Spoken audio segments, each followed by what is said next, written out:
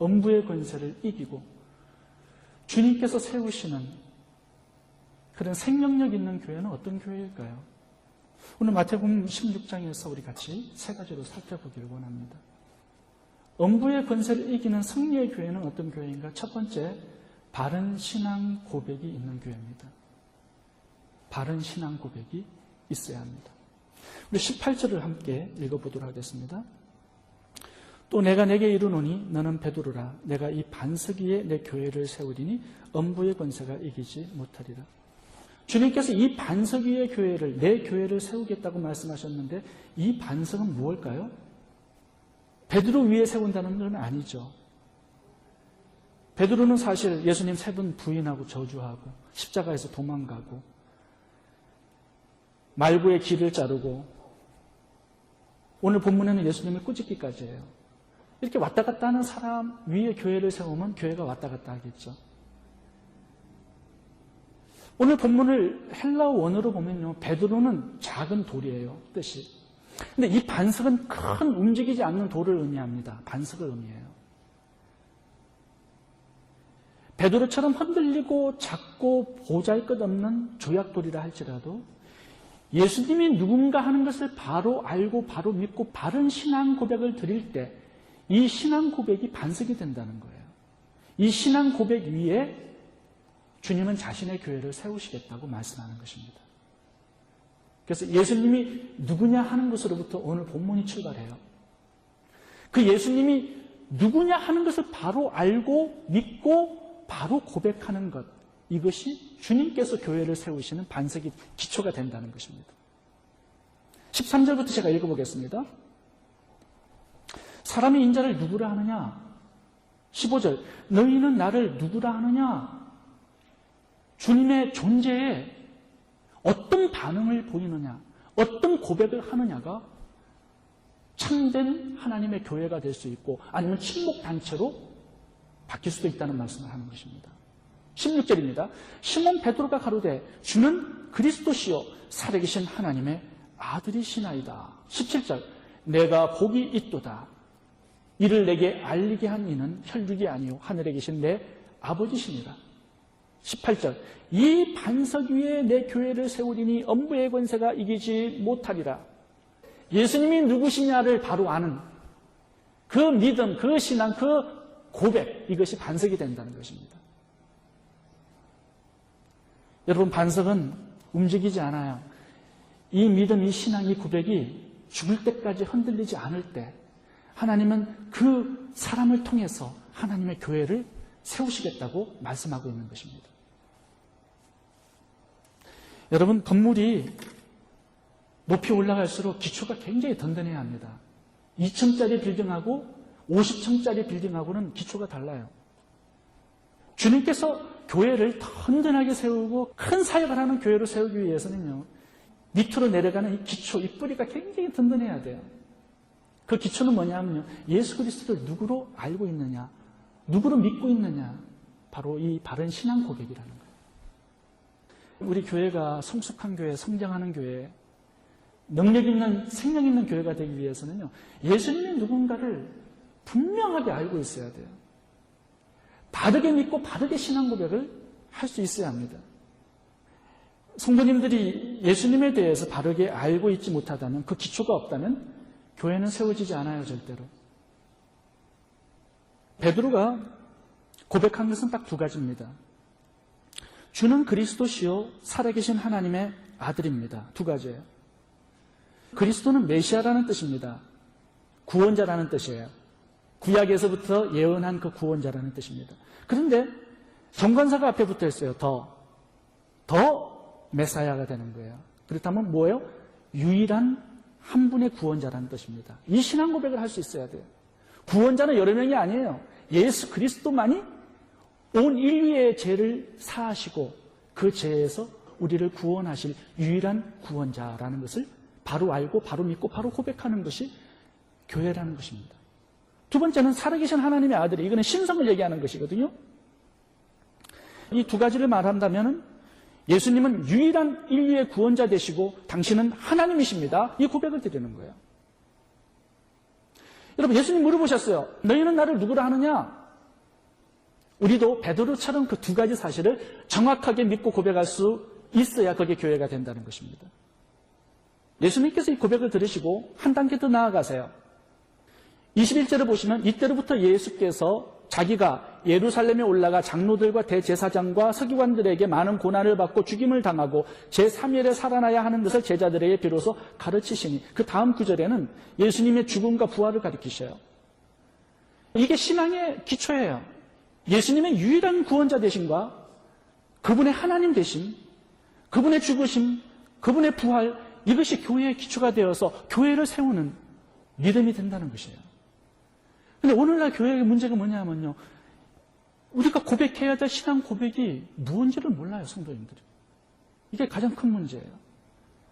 한국의 어느 대형 교회에서 조사를 했는데요, 교인 중에 40%가 예수님이 누구신지를 정확하게 모르고 있다는 거예요. 그건 교회가 아니라 식목단체예요. 예수님께서 우리를 피값 주고 사시기 위해서는요, 그분의 피를, 그분의 대속을, 그분의 하나님 되심을, 그분의 유일한 구원자 되심을 우리가 바로 믿고 바로 고백할 수 있어야 된다는 것입니다. 이 흔들리지 않는 믿음의 고백 속에 음부의 권세를 이길 수 있는 주님의 교회가 시작되는 것입니다. 주님 오실 때까지 믿음이 흔들리지 않아야 합니다. 그게 반석이에요. 그 반석 위에 주님은 교회를 세우시는 겁니다.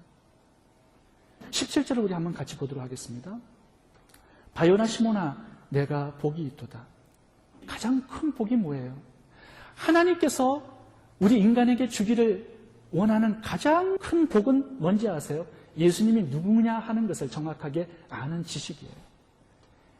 그 어떤 복보다 이게 가장 큰 복이라는 거예요. 예수님이 누구신가를 바로 아는 것.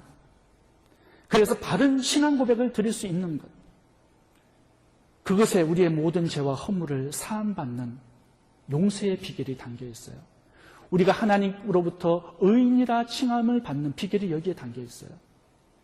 이 땅에서 하나님의 특별한 은총과 보호와 인도하심을 받는 비결이 바로 예수 그리스도를 어떻게 믿고 있는가에 달려있는 것입니다.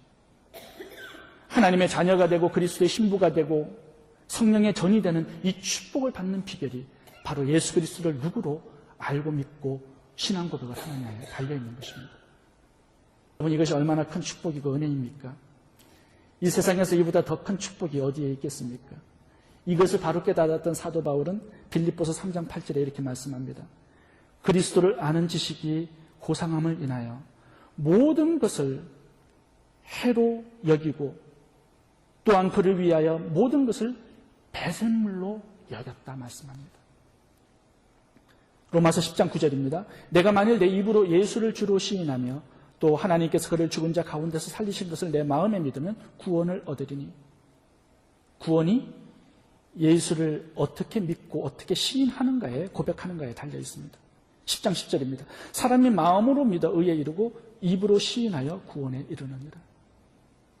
여러분, 누가복음 23장 보시면요, 우편 강도가 이 고백 하나 때문에 천국을, 영생을 얻어요. 예수여, 당신의 나라에 임하실 때에 나를 생각하소서 하니 예수께서 이르시되 내가 진실로 내게 이르노니 오늘 내가 나와 함께 낙원에 있으리라. 두 번째, 주님께서 세우시는 교회, 음부의 권세를 이기는 승리의 교회가 되기 위해서는요, 예수님이 주인이 되셔야 돼요. 바른 신앙을 고백하는 것 되게 중요합니다. 그러나 입술로 시작한 이 고백은 삶의 고백으로 이어져야 돼요. 삶에서 주님이 우리 인생의 주인이 되셔야만 합니다. 그래야 주님이 세우시는 교회가 될 수 있고 음부의 권세가 이기지 못하는 승리의 교회가 될 수가 있습니다. 우리가 얼마나 많은 실수를 하는지요. 입술로는 주여 주여를 잘해요. 그러나 삶 속에서는 내가 주인 되어서 살아가는 성도님들이 많습니다. 그래서 마태복음 7장 21절에는 이렇게 말씀하시는 거예요. 나더러 주여 주여 하는 자마다 다 천국에 올 것이 아니라 내 아버지의 뜻대로 행하는 자라야 천국에 온다고 말씀하세요. 뜻대로 행하는 것은요, 삶 속에서 예수 그리스도를 주라고 삶으로 고백하는 자를 의미하고 있는 것입니다. 아무리 예수 그리스도가 누군지를 바로 알고 바로 신앙 고백을 하더라도 삶 속에서 예수님의 말씀 따라 사는 삶의 고백, 그분이 주인 되지 못하면요, 교회가 아니에요. 여전히 음부의 권세에 사로잡힌 사람이란 말이에요. 그래서 오늘 본문에 중요한 단어가 하나 나옵니다. 16절 다시 살펴보겠습니다. 시몬 베드로가 대답하여 거르되 주는, 이게 중요합니다. 헬라어 원어로 큐리어스, 주인님, 마스터 이 뜻이에요. 다른 것은 고백을 잘하는데 예수님이 우리의 주인 된다는 사실을 잘 고백 못하는 사람들이 많습니다. 18절 한번 같이 보도록 하겠습니다. 내가 내게 이르노니 너는 베드로라. 내가 이 반석 위에 내 교회를 세우리니 음부의 권세가 이기지 못하리라. 주님께서 분명히 이렇게 말씀하세요. 내 교회, my church를 세우겠다는 거예요. 소유권을 분명히 하셨어요. 내 것이다, 내 교회다 이렇게 말씀하시는 것입니다. 에베소서 1장 22절 보셔도 마찬가지예요. 교회의 머리로 세우셨다고 말씀하세요. 에베소서 5장 23절도 그리스도께서 교회의 머리됨과 같음이니, 주님이 머리예요. 주인이에요. 그런데 여기에도 되게 중요한 단어가 하나 붙었습니다. 머리라고 얘기할 때 더라는 정관사를 붙여서 the head of the church라고 말해요. 머리는 하나밖에 없다는 것입니다. 주인은 하나밖에 없다는 거예요. Only one owner, one master, absolute leader 이렇게 얘기하고 있는 거죠. 교회의 머리가 누구냐에 따라서 주님이 세우시는 교회도 되기도 하고 사람이 세우는 어떤 단체, 침묵회도 될 수가 있다는 것입니다. 교회가 진짜 교회, 생명력 있는 주님의 교회, 음부의 권세를 이기는 교회가 되기 위해서는 단 한 분의 주인이 계셔야 되는데 그분이 예수 그리스도라는 거예요. 예수님이 중심이 되고 예수님의 말씀이 중심이 되고 예수 그리스도의 명령에 따라 움직이고 행동하는 성도들이 있는 그곳이 바로 주님의 교회예요. 여러분, 교회의 머리가 예수님이라면 교회 성도님들은 머리 대신 주님과 긴밀하게 연결되어 있어야 합니다. 모든 신경 조직, 마음, 생각, 묵상이 주님과 깊이 연결되어 있어야 살아있는 교회가 되는 거예요. 머리의 명령을 받고 머리의 공급을 받고 머리의 뜻대로 움직이는 사람들이 모인 곳이 바로 주님의 교회예요. 병원에 가보시면 교통사고가 나가지고 전신이 마비된 환자들이 있습니다. 겉으로 보면 멀쩡해요. 그런데 움직이지 못하고 다른 사람의 도움을 받아서 살아갑니다. 왜 그러냐면 머리에서 명령을 내리는 이 중추신경, 이 스파이널 코드가 망가졌기 때문에 그래요. 마비가 왔기 때문에. 그래서 머리가 명령을 내려도 움직이지를 못하는 거예요. 명령 체계가 망가진 거예요. 그렇게 되면 머리하고 몸은 같이 있지만 분리되어 있는 거나 마찬가지예요. 교회도 그럴 수 있어요. 성도님들도 그럴 수 있어요. 겉으로 보기에는 교회 같아요. 그런데 머리 대신 예수님과 끊어져 있고 단절된 성도들이 있다는 사실입니다. 명령을 내려도 움직이지 않아요. 그분과 연결되어 있지 않아요. 아무리 숫자가 많아도 건물이 크고 화려해도 교회가 재구실을 못합니다. 숫자가 많고 재정이 많고 교회가 크다 하더라도 머리 대신 주님과 살아있는 관계를 가지고 있지 못하면 그것은 죽은 교회의 침묵 단체일 뿐입니다. 그래서 말씀, 기도, 예배, 찬양, 순종의 삶으로 매일매일 살아있는 교제가 주님과 일어나야 한다는 사실이에요. 주님의 명령체제를 받아들이고 그분의 말씀을 따라서 순종의 삶을 살아나가잖아요. 그게 살아있는 교회가 되고 음부의 권세를 이기는 능력 있는 승리의 교회가 되는 것입니다. 머리를 붙들고 머리를 집중하고 머리를 바라보고 머리에 관심을 두고 머리의 명령을 따라 사는 여러분 될 수 있기를 바랍니다. 세 번째, 주님 세우시는 교회, 음부의 권세를 이기는 교회는요, 전도와 선교의 사명을 감당해야 합니다. 19절 같이 읽겠습니다. 내가 천국 열쇠를 내게 주리니 내가 땅에서 무엇이든지 매면 하늘에서도 매일 것이요 내가 땅에서 무엇이든지 풀면 하늘에서도 풀리리. 베드로가 예수 그리스도는 누구냐 했을 때 바른 믿음과 바른 신앙 고백을 드렸습니다. 그리고 예수를 주라 고백하면서 그분을 주인 삼으셨습니다. 그럴 때 주님께서 천국 열쇠를 베드로에게 주었어요. 여러분, 이 천국 열쇠가 뭘까요? 이 천국 열쇠는요, 특징이 풀어요. 매고 푸는 열쇠예요. 근데 어디까지 푸냐면 하늘까지 풀어요. 하늘 문을 여는 열쇠입니다. 그래서 천국 열쇠라고 표현을 하신 거예요. 그렇다면 천국 열쇠가 뭘까요? 천국을 여는 열쇠가 뭘까요? 예수님이 누구냐 하는 이 복음이에요. 이 어마어마한 사실이에요. 예수님을 누구로 믿느냐 하는 이 복음이 예수 그리스도의 유일한 구원자 되시고 그분이 하나님 되시고 그분의 죽음과 부활, 이 복음이 천국 문을 여는 열쇠가 되는 거예요. 우리가 예수님이 누구냐 하는 부분을 정확하게 알고 믿고 신앙 고백을 드렸어요. 우리가 천국 열쇠를 가지고 있는 거예요. 복음을 전구해서 사람들이 예수를 믿게 하는 것, 그것이 내가 천국 문을 여는 거예요. 반대로 천국 문을 닫는 것은 뭐죠? 가만히 있는 거예요. 입 닫고 침묵하는 거예요. 이거는 땅을 묶어요. 땅을 메어버려요. 또 천국도 닫아놓는 거예요. 우리가 아는 이 복음을, 예수 그리스도를 사람들에게 소개하고 전파하고 가르치고 증거할 때 이 땅은 메어 있는 것이 열리고 풀리는 거예요.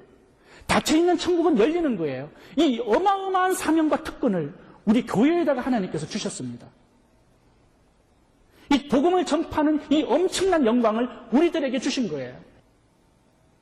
예수 그리스도가 유일한 구원자 되심을 알고도 사람들이 가르치지 않아요.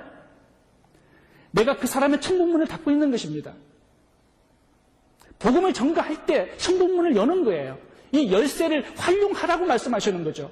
왜 주셨습니까? 감상하라고요? 보고만 있으라고요? 아니죠. 활용하라고, 열어주라고 주신 거죠. 나만 열어서는 안 된다는 거야. 다른 사람의 천국 문까지 열어주는 이 복음 전파의 사명, 이 사명을 죽도록 충성하면서 감당하는 사명자가 되는 교회가 되라고 말씀하시는 거죠. 예수를 알고 믿고 신앙 고백을 하는 우리들에게 이 천국 열쇠를 맡겨놓고 하늘나라로 가셨어요. 이제 재림하시는 그때까지 이 천국 열쇠를 가지고 예수 그리스도를 증거함으로 말미암아 이 땅에 메인 것을 열고 풀고 천국문을 열어놓고 많은 사람들이 함께 예수 그리스도의 재림을 맞을 수 있도록 너희는 사명을 감당하라는 것입니다. 이 전도와 선교의 사명이 바로 이 교회에게 맡겨진 사명이에요. 이 사명을 감당할 때 주님께서 세우시는 교회가 되고 엄부의 권세를 이기고 장악하고 승리하는 교회가 되게 하시겠다는 것입니다. 이 천국 열쇠를 가졌어도 사명을 감당하지 않고 있다면요, 엄부의 권세에게 장악당하고 먹힌 겁니다. 엄부의 권세를 이기는 교회는요, 복음 전파의 사명을 목숨 다해 감당하는 교회인 것입니다. 라오디게아 교회의 문제는 뭐죠? 부유함을 가지고 가만히 있었어요. 나만 잘 먹고 잘 쓰고 누리고 가만히 있었단 말이에요. 천국 열쇠를 가지고 천국문을 열어줄 수 있는데도 가만히 있었단 말이에요. 교회가 천국 열쇠만 가진 것으로 보게 될 수 없습니다. 사용하지 않는다면 없는 것과 마찬가지예요. 다른 사람에게 주었다면 얼마나 많은 사람들이 천국문으로 들어갔겠습니까? 문을 따고 열라고 주신 열쇠를 가지고 그냥 게으르게 살아간다면 그것처럼 큰 죄악이 없는 것입니다. 그 사도 바울은 고린도전서 9장 16절에 이렇게 말씀했습니다. 만일 복음을 전하지 않으면 내게 화가 있을 것입니다. 오늘 마지막 성경 구절 하나 보고 마치도록 하겠습니다. 17절 보겠습니다. 여기에 복이 있다고 말씀하세요. 물론 예수 그리스도가 누구신지 정확히 아는 것은 엄청난 복입니다. 그런데 그것보다 더 큰 복은 천국 열쇠를 맡겨주신 복이에요. 근데 중요한 것은요, 맨 마지막 구절 27절을 보시면 이 천국 열쇠가 무엇과 연관이 되어 있냐면 주님의 재림과 연결되어 나옵니다. 27절 제가 읽겠습니다. 인자가 아버지의 영광으로 그 천사들과 함께 오리니 그때 각 사람이 행한 대로 갚으리라. 천국 열쇠가 주님의 재림과 함께 나와요. 마태복음 24장 14절도 마찬가지야. 이 천국 복음이 온 세상에 전파되리니 거제야 끝이 오리라. 주님의 재림은 이 천국 열쇠, 복음을 전파하는 것과 굉장히 긴밀하게 연결되어 있습니다. 여기에서 우리가 한 가지 깨달아야 돼요. 뭐냐 하면요, 이 천국 열쇠를 가지고 천국 복음을 땅끝까지 전하여서 천국을 열어주는 것은 그 그 사람들만 천국으로 들어가게 하는 게 아니에요. 뭐예요? 천국문을 열어줌으로 예수님이 이 땅으로 재림하시는데 그 문을 열어주는 것이 바로 우리들에게 맡긴 이 복음 전파의 사명이에요. 이 두 가지를 준비하는 거예요. 성도들의 영혼 구원과 천국문을 열므로 예수 그리스도가 이 땅에 재림하셔서 신부인 이 교회, 우리들을 만나서 영혼을 함께하는 것, 그 하나님의 소원을 우리가 만족시켜드리는 것이 바로 천국 복음을 전파하면서 살으라고 명령하신 주님의 마음입니다. 우리 성도들 신부인 교회에게 인류 구원과 예수 그리스도의 재림을 맡겨두신 것입니다. 이 사명을 감당할 때 여러분, 주님께서 세우시는 교회가 되고 살아있는 교회가 되고 음부의 권세를 이기고 장악하고 승리하는 교회가 되는 것입니다. 기도하겠습니다.